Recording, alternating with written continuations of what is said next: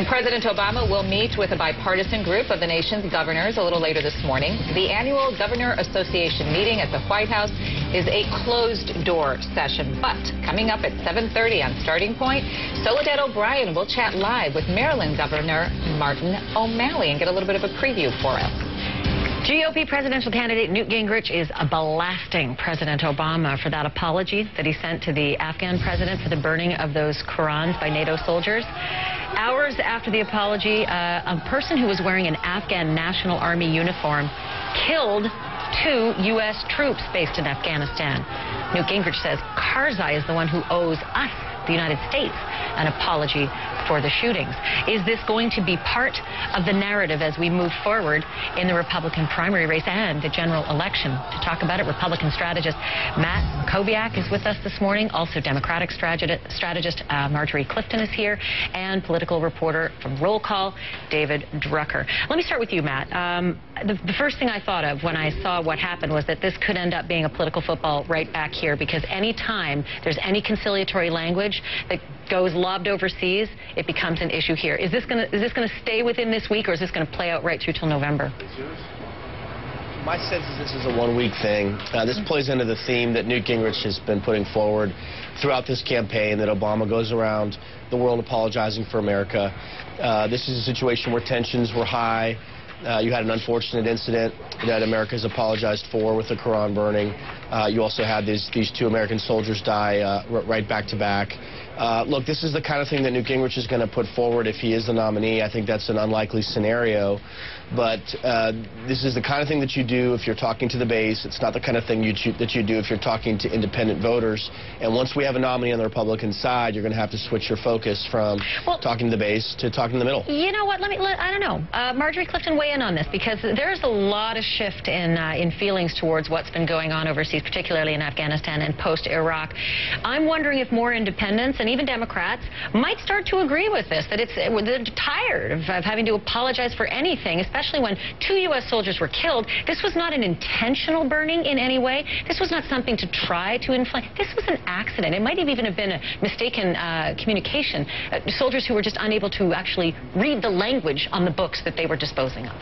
Well, but I think that you've seen in both Republican and Democratic administrations apologies on behalf of bad behavior by American soldiers. Perception is everything, and that is in international and domestic politics.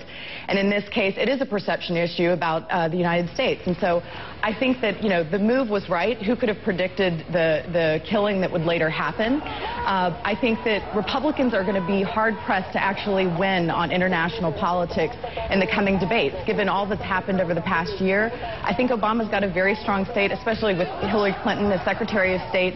We've had a very strong showing. So I think this will be an issue that will pass over quickly. And again, Gingrich blowing smoke, I don't think he will be the nominee, so I think it will be a non-issue. Well, since you brought his name up again, I want to actually play that soundbite so everybody can see the tenor of how he brought this up. And David, I'm going to come to you right afterwards, but take a look at it.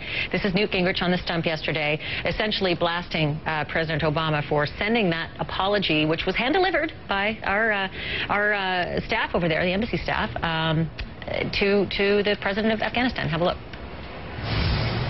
President Obama surrendered twice today, and I think it deserves to be brought to the country's attention. There seems to be nothing that radical Islamists can do to get Barack Obama's attention in a negative way, and he is consistently apologizing to people who do not deserve the apology of the President of the United States, period.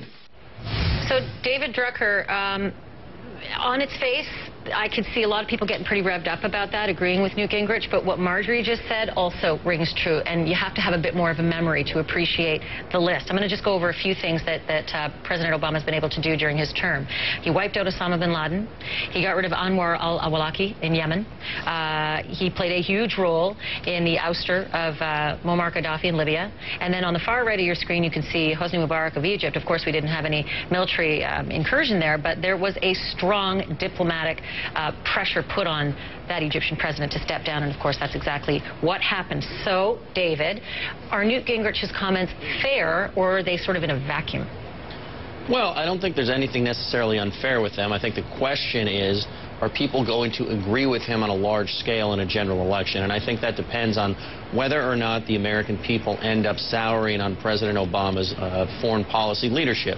For now, they appear quite happy. You look at all of the polls, the president's much weaker on domestic issues, and he gets rated quite positively on foreign policy and national defense issues. So why would Newt do it? If he's getting good ratings on foreign policy, and that list I just showed you is just a small one. Because Newt right now is running for the Republican nomination, and Republicans are rather unhappy with the president's leadership on this front, and it's the kind of thing that is going to be... Yes, Republicans. They're not happy. That's why you saw in your debate this week the president get blasted by all four candidates. It was one of the, well, I'd say 3 out of 4, not Ron Paul. It's one of the areas where the main competitors actually tend to always agree. They all agree that President Obama's leadership on foreign policy and national defense has been troublesome. Now, the world is volatile. Things could change, and if they do, this could be a sort of death by a thousand cuts issue that could be brought up again. But for now, it's a one-day story. Nobody's going to care. Not about the event, but about the apology in the letter. Yeah, I certainly have heard a lot from Ron Paul in the debates and on the stump about bringing all troops home no matter what we leave behind. But I've always been curious as to how you can get past that graphic that I just put up there with all of those successes and think that foreign policy hasn't had some success over the last couple of years. But you are right. It is a Republican primary. All right, Matt and Marjorie and David, stick around because we're going to talk to you in the next hour as well.